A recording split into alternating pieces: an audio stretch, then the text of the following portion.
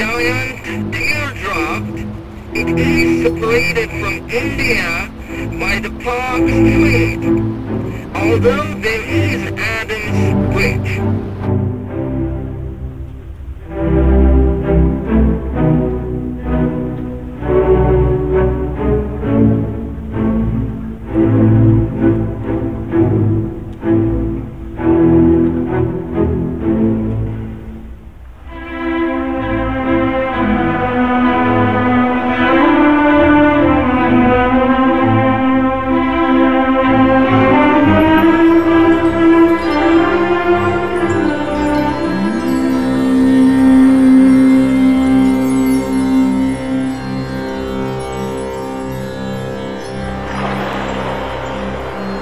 रत्नैः कल्पितमासनं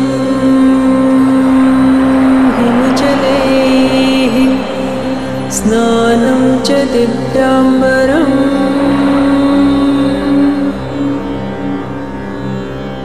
नानारत्नविभूषितं मृगमदा मोदाङ्कितं चन्दनम्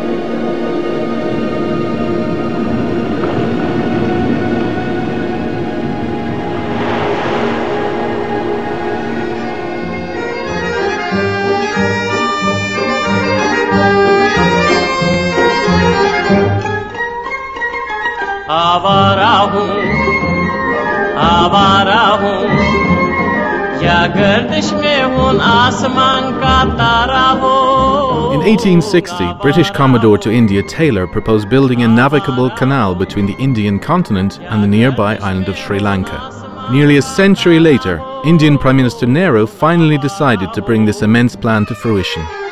Yet only in recent times has the project come properly to life. This 150-year-old dream is now being hampered by another force, the great deity Rama, protector of the strait.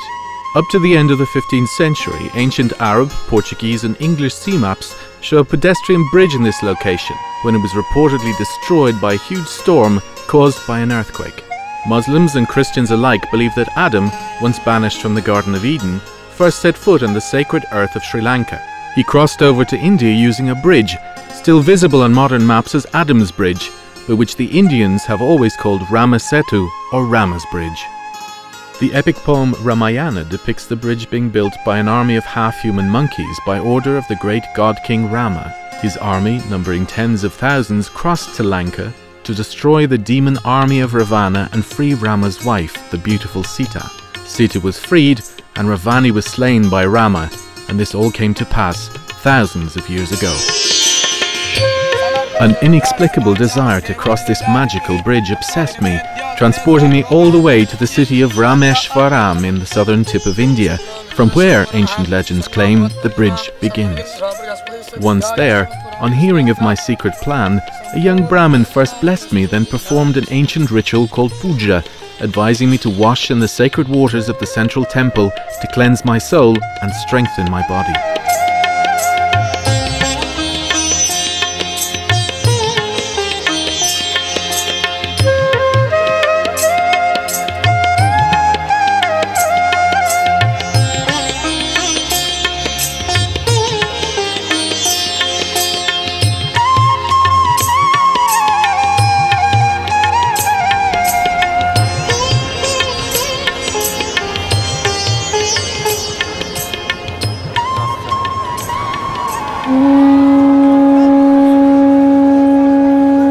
From ancient times, visiting the great temple of Sri Ramanatha has been a matter of utmost priority for hundreds of thousands of pilgrims.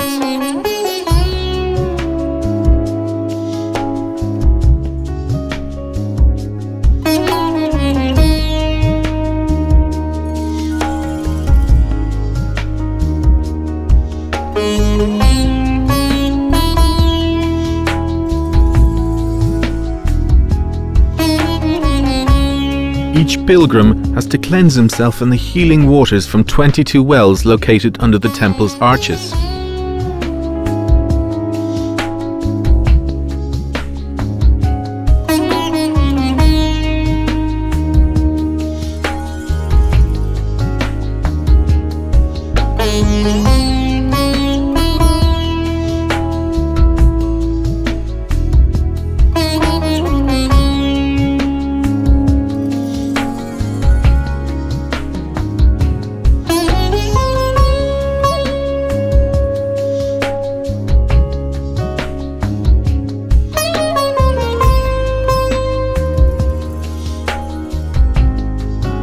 In times past, the pilgrim's journey could have lasted years and entailed overcoming hardship and much self-sacrifice.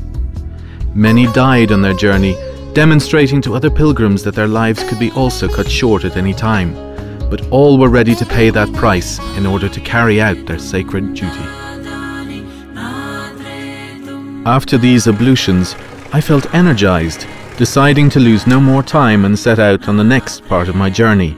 In less than an hour it would take me to the village of Dhanushkoti, the last populated area in southern India. Here, fishermen live in fragile reed huts, and beyond them there is nothing but sand dunes leading to the bridge and ruins left by the English and the Portuguese. By a bitter twist of fate, the tsunami of 2004 wiped out almost every remaining trace of the colonial era here.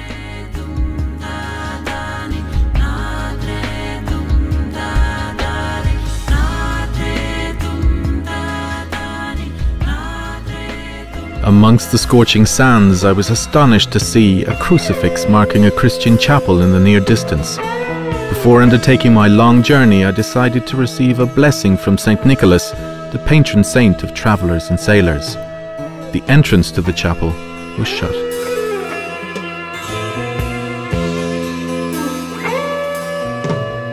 Nearby, I found a dilapidated temple woven from palm leaves. The god Hanuman, the monkey king and protector of the bridge, took pity upon me, sharing with me his mighty shadow. Both in India and Sri Lanka, many different places are shown to tourists and pilgrims with the claim that Rama has been there, that he prayed there, that he married there. You can put blind faith in these facts, but really believing means being 100% certain, requiring a blend of intuition and irrefutable proof. Finding evidence of the bridge dating back over 1,000 years on the ocean floor would be like looking for a needle in a haystack, and the ruthlessness of the wind and the sea, the passage of time, all could transform what was left into a coral reef or erode it into sand. But the bridge itself was nearly 50 kilometers long, not quite a needle and difficult to confuse with anything else. And if it does exist, and I can cross it, I can prove that events depicted in Ramayana are not just part of a fairy tale. It was time for me to swap my white pilgrim's clothing for a scuba suit which would protect me both from the harsh rays of the sun and the inhabitants of the ocean. In keeping with popular custom, I threw my white clothes into the sea, casting off the load of my worldly sins and ailments. So-called amateur archaeologist Heinrich Schliemann excavated the ruins of mythological Troy, guided only by the ancient poems. To start with, nobody believed his hypotheses, but following his remarkable discovery, historians were forced to change their minds. Indeed, the ancient epics contain not only fairy tales or imagined worlds, but one way or another historical truth. Thanks mostly to Schliemann, we accept most of the ancient heroes as real historical figures: Achilles, Hector, the beautiful Helen of Troy and her Paris. So why, I ask myself, do we refuse to accept other heroes? Rama, Sita, Hanuman. Why should they remain in our perceptions only imagined mythical characters?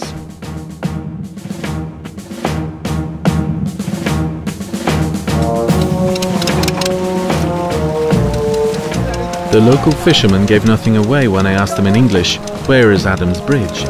But when I asked them in Tamil, "Rama Setu," they livened up and pointed to one of several small islands 3 kilometers from shore. They even agreed to take me there, but they completely refused to go any further along the edge of the bridge as it marks the border with Sri Lanka, which due to civil war is forbidden to cross.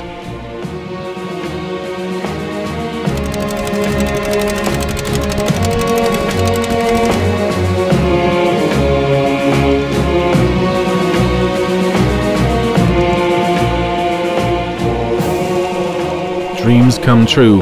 I found myself at last on Adam and Rama's bridge.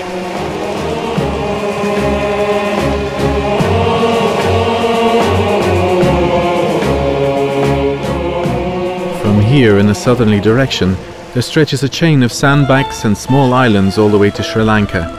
I often hunt, and so I'm used to long treks one-on-one with Mother Nature in the mountains, in the forest, but in the sea there was no question of walking on water. And finding a map depicting the underwater islands proved impossible, as I was located in the border area where the impressive topography is still classified as secret. I only had a rough idea of what lay ahead based on aerial photographs and ancient maps, and didn't know if I was looking at significant dips and rises in the seafloor or a man-made set of features. Is it possible that this underwater backbone is the remains of the bridge I wanted to find so much?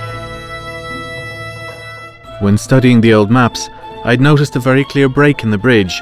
This was obviously going to prove the most treacherous part of my journey. In an ancient book dating back to the British colonial era, I found confirmation of a traveller crossing Palk Strait on foot, which confirmed my supposition that although Rama's bridge had been broken in 3 places, our intrepid traveller completed his journey and arrived safely to Ceylon. If he could succeed, I could too. It had been 300 years since this was written, in which time people had forgotten the bridge could be crossed. Following an earthquake, the bridge had become submerged in the shallow waters, but still was preserved both in legends and on remaining maps as a bridge.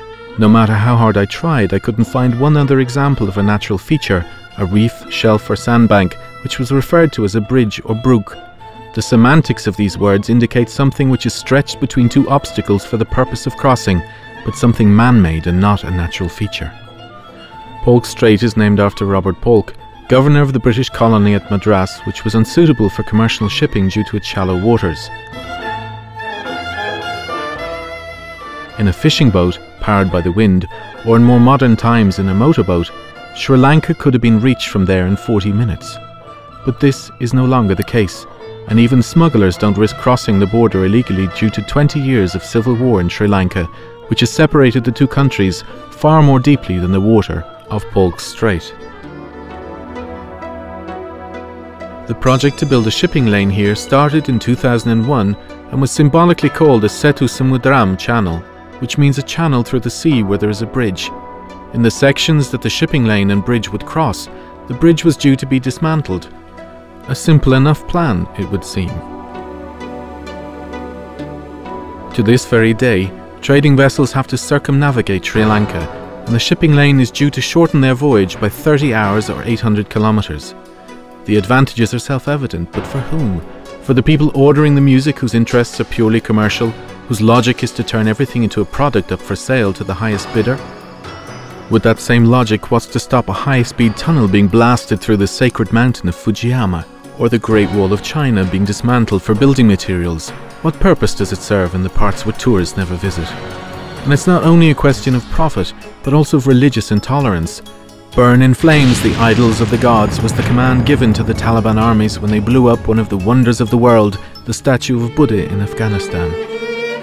On the 19th of February 2007, it was announced in the Indian newspapers that expensive equipment for underwater drilling, cranes and the boats in which they were located were destroyed by a storm and sank to the bottom of the ocean.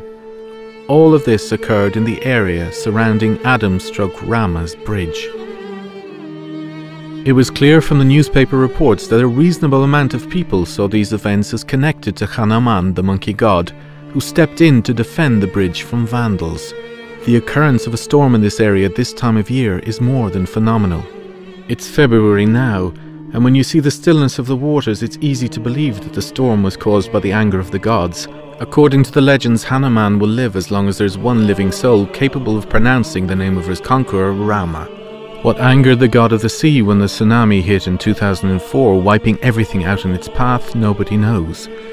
India and Sri Lanka sacrificed thousands of lives to him, a sacrifice which could have been even greater if it hadn't been for Rama's bridge. Geophysicists have calculated that the bridge played a significant role in lowering the destructive power of the killer wave, acting as a wave barrier and energy absorber before hitting the populated shores. By the end of the day, I've made significant progress, having decided not to stop until darkness falls, with no choice but to sleep on one of the islands, waiting for dawn to come so I could continue my journey. My efforts, added to the sea air, stimulate the thought process. I kept asking myself the question, where does such an intolerance for one's own culture stem from? History shows how Great Britain for centuries had robbed its colonies in India and Ceylon.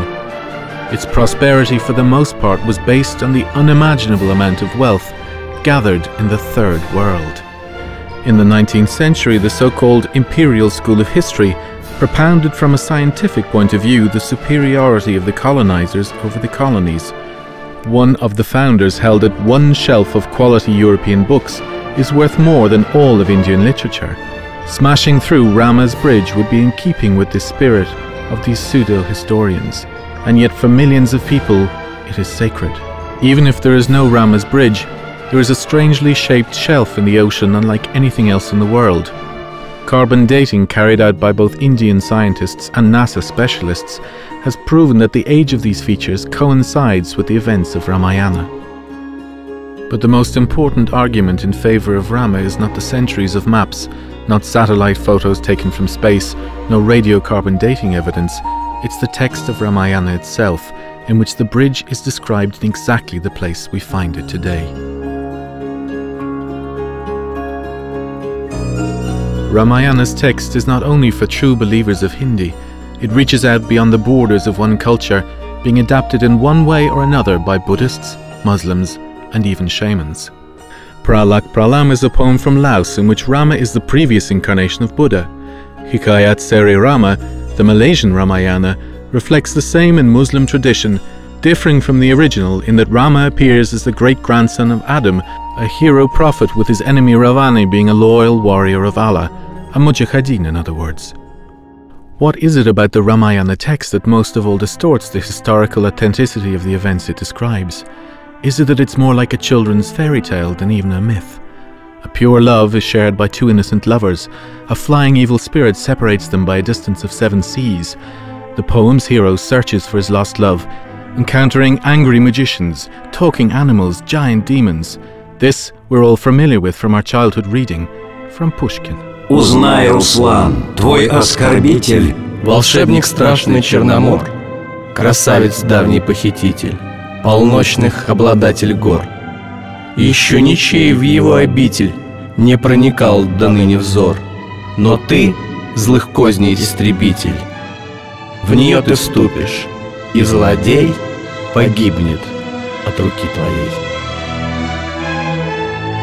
Perhaps Ruslan and Ludmila is a magnificent Russian version of Ramayana as interpreted by Pushkin in the beginning of the 19th century. Enlightened Europe encountered the poems of ancient India roughly around 200 years ago.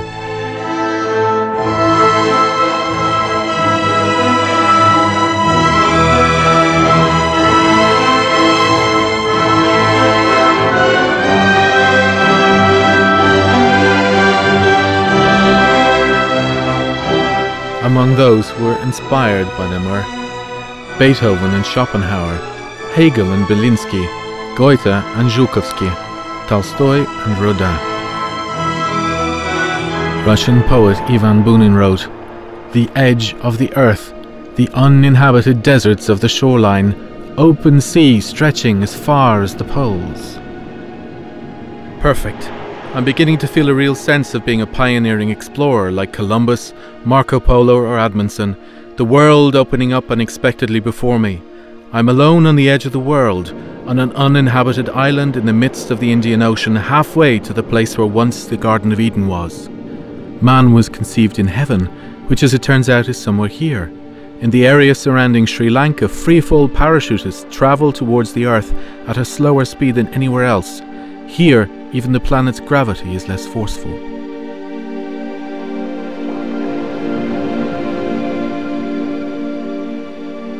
Nightfall allowed my body cool but left me deprived of sleep. A consciousness overheated with memorable impressions yet full of delight would find no rest. But I continued to focus on the ancient mysteries as I began to dream.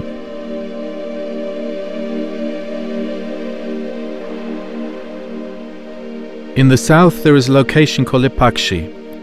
In Sanskrit this means bird, rise from the dead. In the temple square there's a footprint which legend has it belonged to the young goddess Sita. A fearless eagle fought the invincible Ravana to save the goddess, dying in the process. The demon cut short his flight into the heavens to take on the bird. Sita managed to take only one step towards them before an evil magician seized her and threw her back into her carriage. But the earth captured her one footprint for all eternity. All around are stones split by the scorching sun rays, full of fresh water, the presence of which no one can explain. But the imagination is captured not so much by that as the size of Sita's footprint. Proportionately, a print of this size would have been left by a Sita of nearly 8 meters tall. However strange this seems, the ancient texts describe Rama himself as such a giant, along with Hanuman and the other epic heroes. Here we have an interesting tradition. Images of the gods, immortalized in stone, are shown in their full size. Remarkably, in Islamic culture, despite its conservatism and intolerance of idols, something similar can be found. In his travelogue, the Arab journeyman and writer Ibn Battuta, on visiting Ceylon in the 14th century, noted that I had only one genuine wish, to visit the sacred footprint of Adam. The island of Ceylon rises from the sea towards Adam's Peak, at the tip of which is a black cliff. Here, the footprint of our forefather Adam is located. Ibn Battuta measured it. It was 1.5 meters long and 80 centimeters wide, meaning he would have been almost 10 meters tall. This print is similar to what we find at Lipakshan, only larger in size. And this makes sense. A man's foot is bigger than a woman's. Also, there's an astonishing similarity in shape, although they are separated by over 1,000 kilometers. Buddhists, who make up the majority in Sri Lanka, are convinced that this footprint belongs to Buddha. The Muslims, who occupied the island in the Middle Ages, were sure that this was the mark of Adam, and the Tamils maintain to this very day that this is the footprint of the god Shiva. This mountain and the footprint on it were sacred long before any of these eras, going all the way back to the time of Rama. Maybe it's an old-style message from him saying Rama was here. Lanka means earth, Sri, holy. This Lanka received its title Sri when the living god Rama set foot on her, or at least that's how it's explained in India.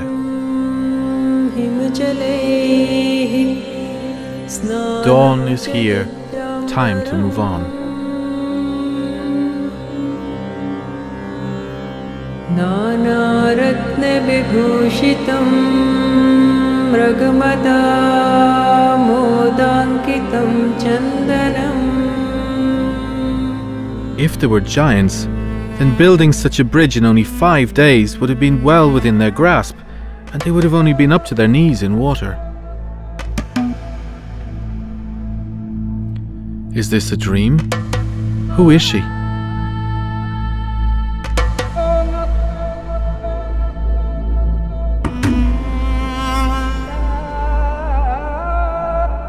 Is she a mirage?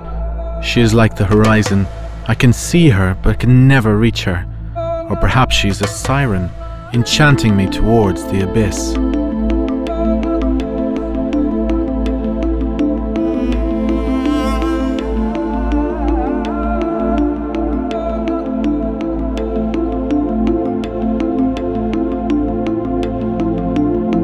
I think I know where she is leading me.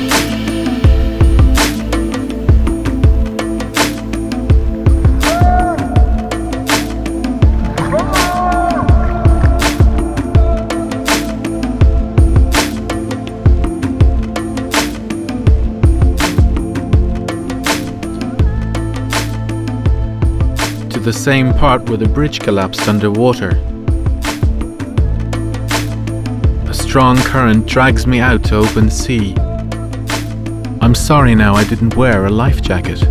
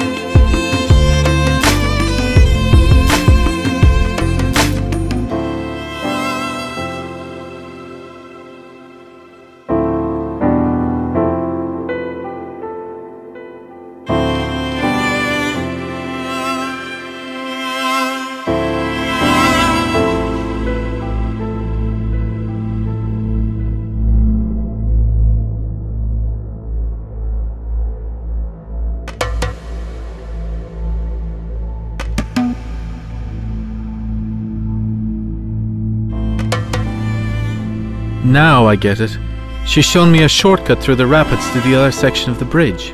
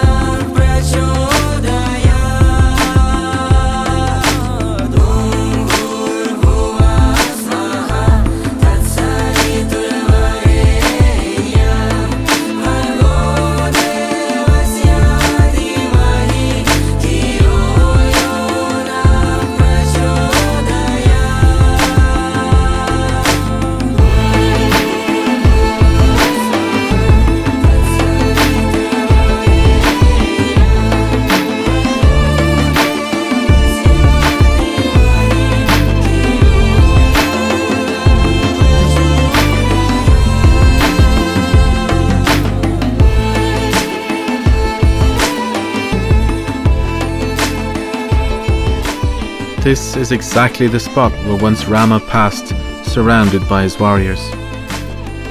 He had a choice, either to build a simple temporary raft or to build a permanent bridge. He chose the second, more challenging option. As I walked across the bridge, I felt it firm underfoot and also felt a certainty I was about to finally unravel the mystery.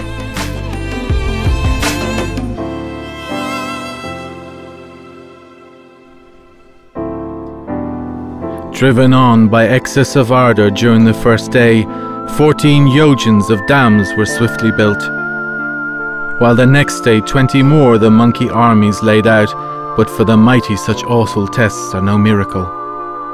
Then 21 yojans appeared in the water straits on the third day, finished by the giants before nightfall.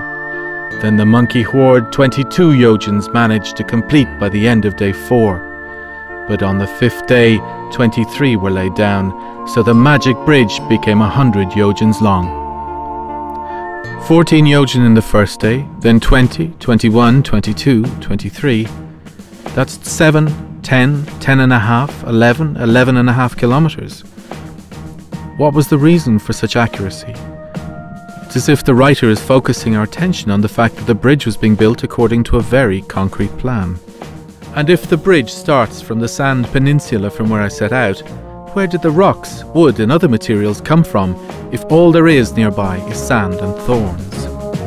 On the mainland, there's more than enough such material, so the bridge starts at the shore from the very place where the modern Pamban bridge is located. This means that on the island Rameswaram, the warrior builders, having laid down the first 7 kilometers of the bridge, slept, then continued the next morning to build another 10 kilometers to the next island. The distance in kilometers translates exactly to the distances in yojans between the islands which today are part of the gigantic bridge. Bridges are normally made of suspended sections which join to supports, and the connecting sections could have been made of floating stones.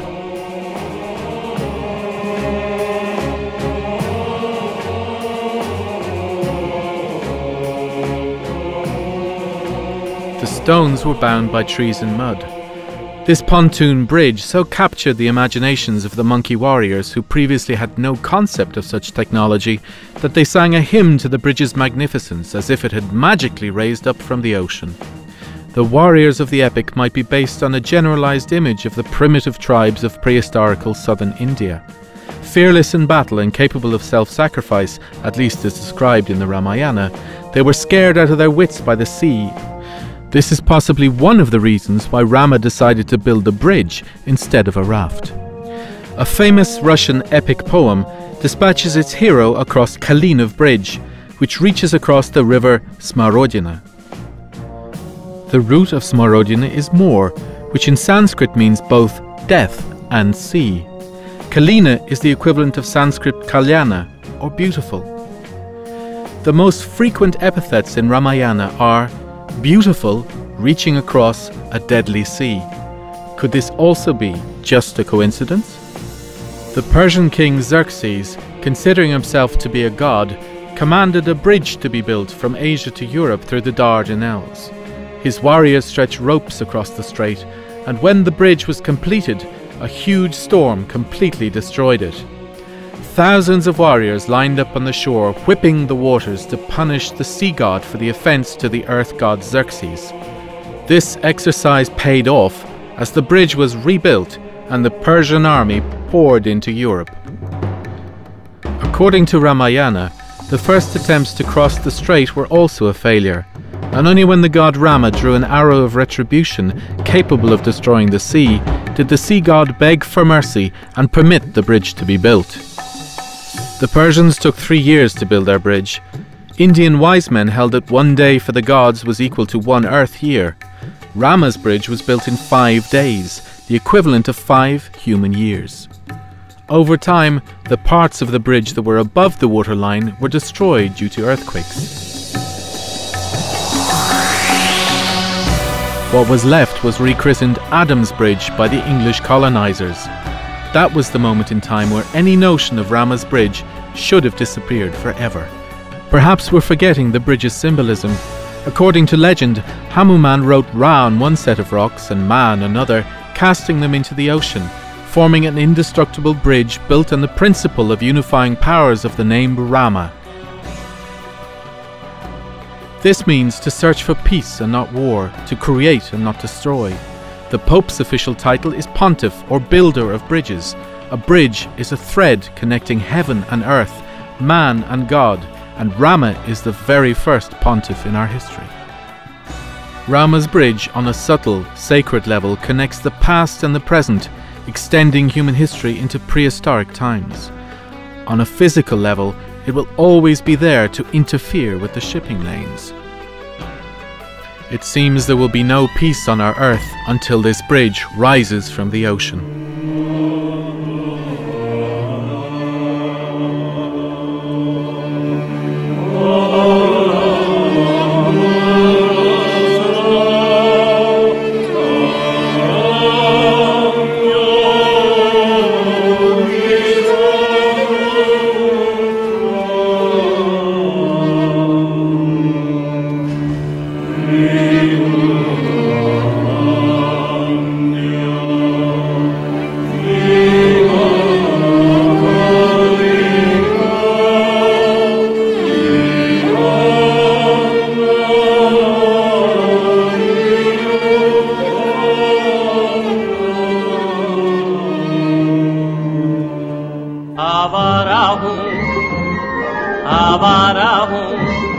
I conceived this great crossing and I completed it. The journey completed by pioneer Afanasi Nikitin from Russia to India, I extended to Sri Lanka. There is nowhere further south I could go. Regardless how you arrive, by plane, by boat or on foot, after a long, hard, tiring journey, you get a sense that you deserve a little piece of heaven.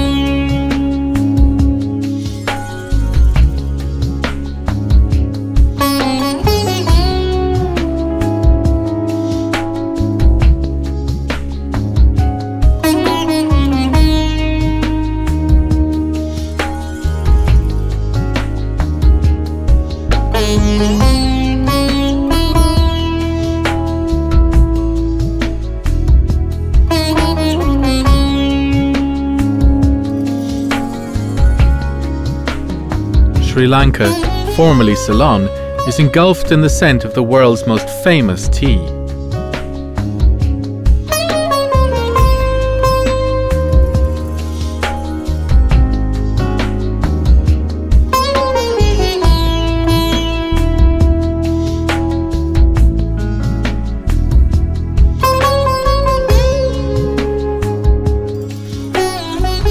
On the eastern part of the island, a tribe of natives called the Veda live. They might be the descendants of the mythological demons who, after the collapse of the kingdom of Ravana, degraded to a semi-wild way of life. There are about 1,000 of them remaining, but not so long ago they inhabited the entire island, only to be forced into the jungle by the Sengals and the Tamils. The Sengals are Buddhists who call themselves the Lion People and came from northern India. But the history of Sri Lanka is the history of two peoples. Some of the Tamils during the war were symbolized by the tiger. But the war is over now, and the lion and the tiger live side by side, and north and south are parts of the one whole. One people, one nation, both creeds preaching a rejection of violence. Ahimsa, or do not kill, is a creed we can believe in. In our times, unity amongst people everywhere has been destroyed due to the increase in our differences, including our religious ones. In Sanskrit, yoga means connection. In Latin, it is religio. Religio is unity or oneness, and is a reinstatement of something once lost. Both yoga and religion both aim to connect people and God. I came to understand this is not an abstract dogma, but the truth I had discovered in myself. In the middle of the ocean, I found the true meaning of pilgrimage, in silence, in overcoming the burden of the journey, moving closer to the heart of the secret, and suddenly it becomes yours to behold. I'm certain that Rama's bridge is material evidence of events long ago lost in the flow of time, events unfathomable for modern science, a time when gods were men, and men were real heroes who prayed in one unified language. Let all beings, in all worlds, be happy. And what's so special about my individual happiness? In the next 2 decades, our world will change in unimaginable ways. Mankind will unite, and the happiness of each one of us will become the foundation of happiness for all of us. And that is the principal belief professed by Rama. Rama's bridge, although half concealed by water, exists. Its existence connects two metaphysical shores, those of belief and knowledge. Where these are separated by a sea of ignorance, some reject science, shutting their eyes on reality, others denying themselves the comfort of belief in the name of scientific truth. Mankind has a difficult choice to make.